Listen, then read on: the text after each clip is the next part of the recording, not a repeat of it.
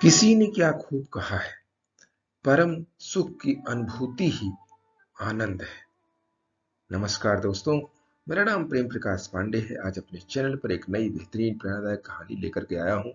दोस्तों, आज की कहानी से हम सीखेंगे कि जब किसी दूसरे को हम सुख या आनंद देते हैं तो हमें कैसी अनुभूति होती है। तो चलिए, चैनल को सब्सक्राइब नहीं किया है, सब्सक्राइब कर लीजिए और सुनते हैं आज की कहानी, जिसका शीर्षक है सुख या आनंद की अनुभूति। बहुत दिनों से स्कूटी का उपयोग नहीं होने से विचार आया, ओएलएक्स पर बेच दें। कीमत 30,000 डाल दी। बहुत ऑफर आए, 15 से 28,000 तक। एक का 29,000 का प्रस्ताव आया, उसे भी बेटिंग में रखा।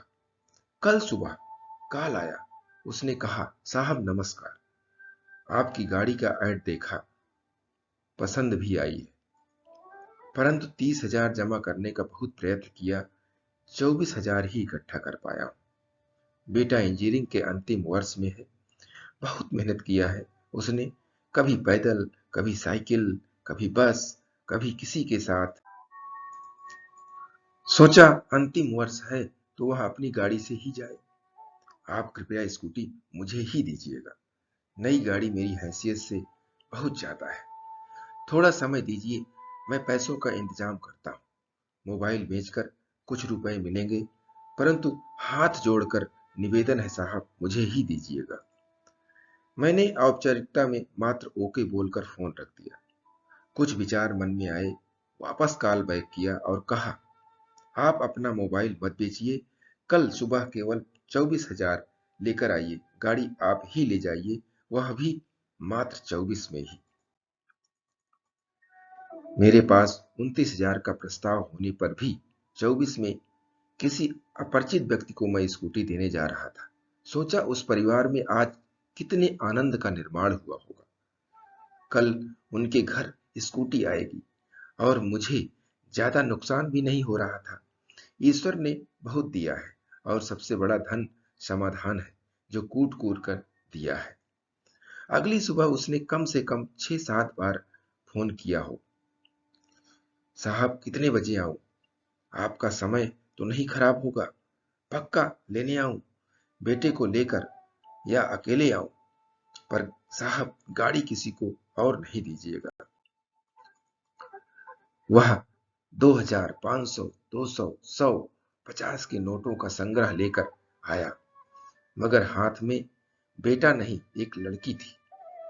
नोट देखकर ऐसा लगा, पता नहीं कहां कहां से निकाल कर या मांग कर या इकट्ठा कर यह पैसे लाया है।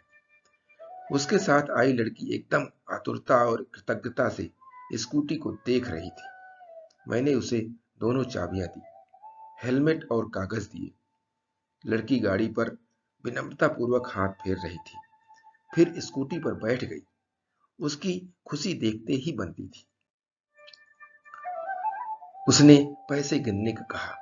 मैंने कहा, आप गिनकर ही लाए हैं, कोई दिक्कत नहीं। जब जाने लगी तो मैंने उन्हें 500 का एक नोट वापस करते हुए कहा, घर जाते मिठाई लेते जाया। सोच यह थी कि कहीं तेल के पैसे हैं या नहीं, और यदि हैं तो मिठाई और तेल दोनों इसमें आ जाएंगे। आंखों में कृतज्ञता के आंसू लिए उसने मुझसे अनुमति मांगी। मैंने जाते हुए उससे पूछा कि ये बिटिया कौन है, तो उसने उत्तर दिया कि यह तो मेरा बेटा है। उसने विदा ली और अपनी स्कूटी ले गया। जाते समय वह बहुत ही आतुरता और विनम्रता से झुककर अभिवादन किया, बार बार आभार व्यक्त किया। दोस्तों, जीवन में कुछ व्यवहार करते समय नफा नुकसान नहीं देखना चाहिए। अपने माध्यम से किसी को क्या सच में कुछ आनंद प्राप्त हुआ, यह देखना भी जरूरी होता है। दोस्तों, इस छोटी सी कहानी से सीखने को मिलता है, जब किसी दूसरे को हम कोई सुख या आनंद देते हैं तो जो हमें अनुभूति होती है वही संतुष्टि की प्राप्ति होती है।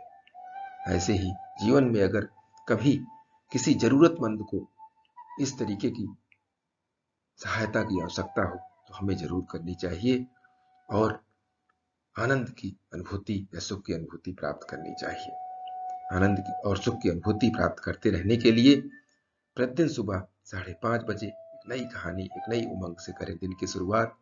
तब तक के लिए छोटों से मिले प्यार और बड़ों से मिले आशीर्वाद और भगवान के सहारे के साथ यही कहूंगा कि काम तो सभी करते हैं, पर काम करो कुछ ऐसा कि उदाहरण बन जाए।